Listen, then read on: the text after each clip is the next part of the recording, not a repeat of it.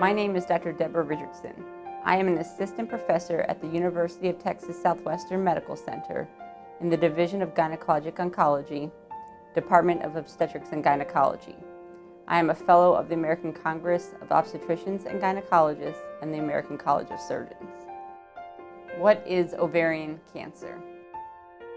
Ovarian cancer is the second most common gynecologic malignancy, with over 22,000 new cases estimated in 2013 and over 14,000 deaths. It is the fifth leading cause of cancer deaths in women in the United States. There are three main subtypes of ovarian cancer. The most common is epithelial ovarian cancer, which accounts for over 90% of all ovarian cancer. The most common type of epithelial ovarian cancer is serous cancer. Fallopian tube cancer and primary peritoneal cancer are treated the same as ovarian cancer and have similar characteristics. A woman's lifetime risk of developing ovarian cancer in the United States is 1.4%. The average age of diagnosis is 63. The other two types of ovarian cancer are germ cell cancers and sex cord stromal tumors. These are much less common. Ovarian cancer is staged by surgery. Stage 1 is when the cancer is confined to the ovaries. Stage 2 is when the cancer has spread to other pelvic organs. Stage 3 is when the cancer has spread to the upper abdomen or lymph nodes. Stage 4 is metastatic cancer. It has spread to the liver or to the fluid around the lung, for example. How is ovarian cancer diagnosed? If a woman has symptoms concerning for ovarian cancer, she should see her gynecologist. A physical exam, including a pelvic exam with a rectal exam, will be done. Tests may be ordered, including a transvaginal ultrasound, a CT scan, and a blood test called a CA-125.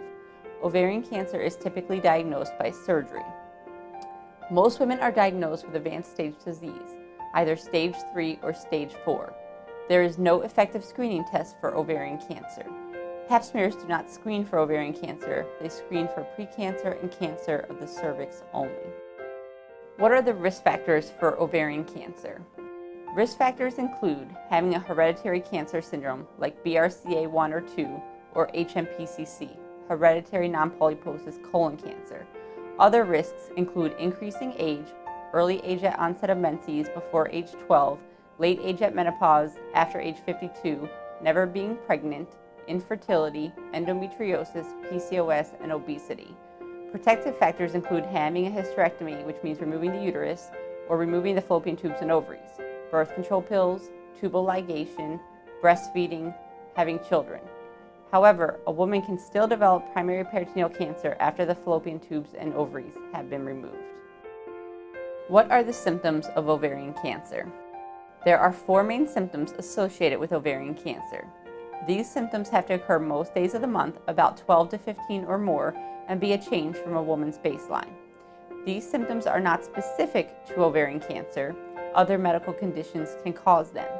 They include feeling full easily or not being able to eat an entire meal, bloating, abdominal or pelvic pain, and changes in urinary habits, mostly frequency, having to urinate more often, and urgency. Other symptoms include increase in abdominal size, unintentional weight loss, shortness of breath if there is fluid around the lungs, and nausea and vomiting. How is ovarian cancer treated? All women with known or suspected ovarian cancer should be evaluated by a gynecologic oncologist.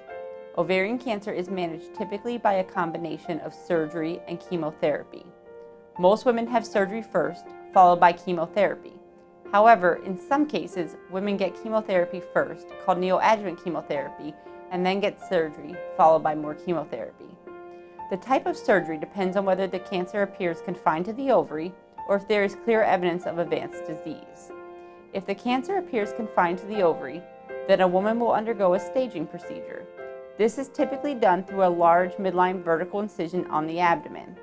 Some women may undergo minimally invasive surgery for staging, either laparoscopically or robotically. However, it is important that lymph nodes be taken up high, which can be challenging when approaching this via a minimally invasive approach. Plus, it is important to try and remove the mass intact, so if a mass is larger than about 10 centimeters and is suspicious for cancer, often the best approach is an open surgery. The procedures typically are removal of the uterus, cervix, both tubes and ovaries, lymph node dissection in the pelvis and around the aorta, omentectomy, which is removing a fat pad in the abdomen, and multiple biopsies. If the cancer is known to be advanced, then a debulking surgery will be performed. The goal of the operation is to remove all visible tumor. If all visible tumor cannot be removed, then the next goal is to try to get the largest remaining tumors as small as possible, but less than 1 centimeter. This is considered optimal debulking. If this cannot be achieved, it is considered a suboptimal debulking. Radical procedures may need to be performed, including bowel surgery, removing a segment of the bowel, stripping the diaphragm, removing the spleen. Again, the uterus, cervix, and both tubes and ovaries will also be removed. Almost all women with epithelial ovarian cancer will need chemotherapy. Only women with a stage 1A or stage 1B low-grade ovarian cancer can be observed. Chemo is usually 2 drugs, a platinum and a taxane, most commonly carboplatin and paclitaxel. If a woman has early-stage disease, she will get 3 to 6 cycles of chemotherapy. If a woman has advanced ovarian cancer, then she will get at least 6 cycles of chemotherapy.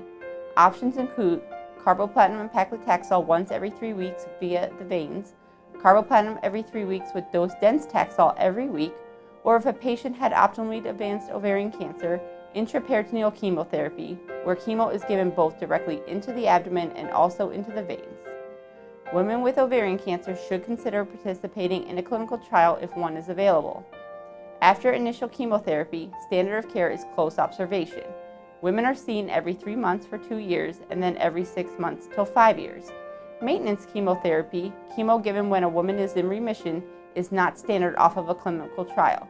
Several regimens are being tested.